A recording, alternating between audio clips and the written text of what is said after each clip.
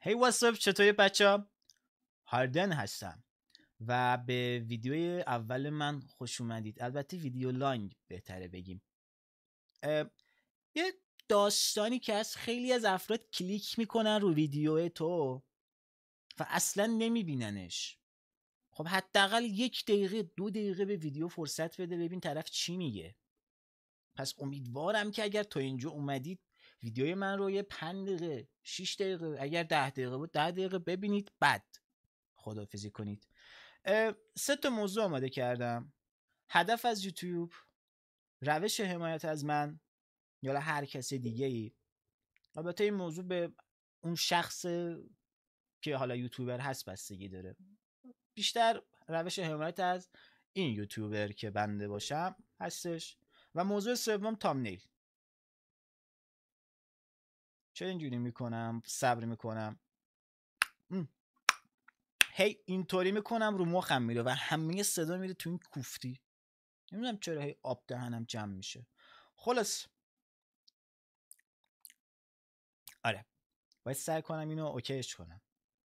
محتوای فان در هدف از یوتیوب هستش. محتوای فان خواهیم داشت، ولاگ خواهیم داشت، به عنوان مثال ویدیو بعدی که روم تور هست خواهیم داشت. محتوای این شکلی برای چنل اصلیمون که این چنل باشه خواهیم داشت. اما چنل دوم گیم و استریم هستش. گیم میذاریم، هر گیمی باشه، چه پیسی باشه چه نمیدونم موبایلی باشه، هر سبکی. من خیلی گیم میذارم، حالا هر سبکی باشه بازی میکنم و حالش رو میبرم. پس این از این. استریم خواهیم داشت، نمیدونم استریم گفتم یا نه، ولی استریم خواهیم داشت فراوان به تایم زیاد. 3 ساعت 4 ساعت 5 ساعت هر چقدر که ویور باشه. عشق و حال. چنل سوم میشه آموزش تک در حد توان. اینجا اینجوری نوشتم. آب دهنم جمع شد، بازم جمع شد.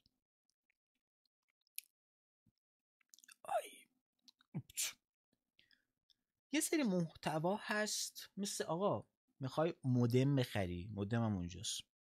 میکروفون بخری، هدفون بخری، نمیدونم کیبورد، موس، مانیتور، گوشی، همه اینا یه دانشی نیاز داره. خب پس اگر میخواید دانش این رو به دست بیارید، حالا که اونجا محتوایی ندارم، ولی این نوع محتوا رو در چنل سوم خودمون خواهیم داشت. میرسیم به روش حمایت. موضوع دوم نوشتم که ساب بکنید، ولی نه الکی. اگر قصد ندارید تماشا کنید یا علاقه ندارید ساب نکنید بهتره. اجباری نیست. داخل پارانتز چراشو بهتون بگم.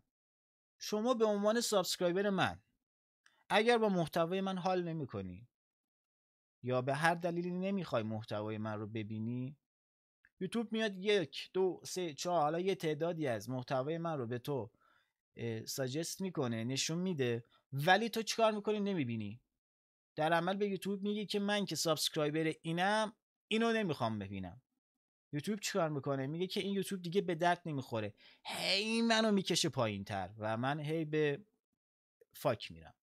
خب پس اگر خیلی ساده، حالا نه من، هر یوتیوبر دیگه دنبالش نمیکنید، ویدیوهاشو نگاه نمیکنید دیگه، آنسابش کنید، تمومش کنید، بره پی کارش، خداحافظ. و این از این داستان. اگر حالا ساب کردید، نمیدونم محتوای من رو به هر حال دوست دارید و از من حمایت میکنید، بحث حمایت نیستا، بحث اینه که محتوای من رو دوست دارید و باهاش حال میکنید به هر دلیلی. لایک و کامنت، تا میتونید این دوتا رو تاکید بسیار دارم بچه روش. لایک و کامنت باعث میشه که ارزش محتوا بره بالا، ارزش ویدیو بره بالا. هر چقدر ویدیوی من رو بیشتر ببینید، مثلا فرض کن ویدیو من 6 دقیقه است، 6 دقیقه رو کامل بشینی ببینی، اوکی، این باعث میشه که ارزش محتوا بره بالاتر، بیشتر به بقیه افراد غیر چنل من ساجست بشه محتوای من. اینم از این. جوین در تلگرام و اینستاگرام، این دوتا هم هر چقدر جوین بشید، مخصوصا تلگرام که الان خیلی اکتیو ترم، اینستاگرام بعدن. اونجا من میتونم به این امیدوار باشم که بگم اون طرف پیگیر من بود، اومده تو تلگرام من، این به من خیلی انرژی میده. و یه گروه هم میزنم که اونجا با هم در تعامل باشیم، عشق و حال به راه باشه.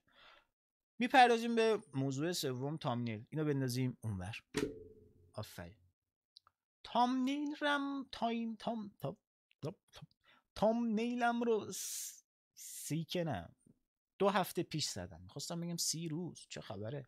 2 الی 3 هفته پیش زدم و نوشتم اولین ویدیو شاید سخت، یعنی قبل اینکه ویدیو بسازم اونو طراحی کردم و به نظر من که کلیک خورش باید خوب باشه.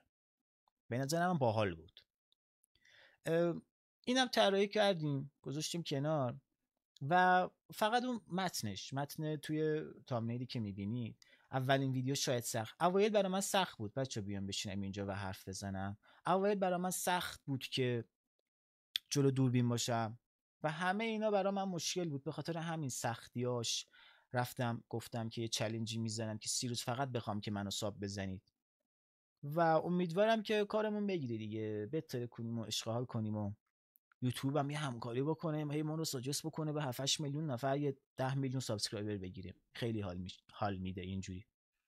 ویدیو نمیخوام زیاد طولانی بشه بچه‌ها. اگر تا اینجا اومدیدم که کاری که گفتم رو بکنید دیگه. ساب و لایک و کامنت و جوین در تلگرام و اومدن در استریم اگر اهل استریم هستید.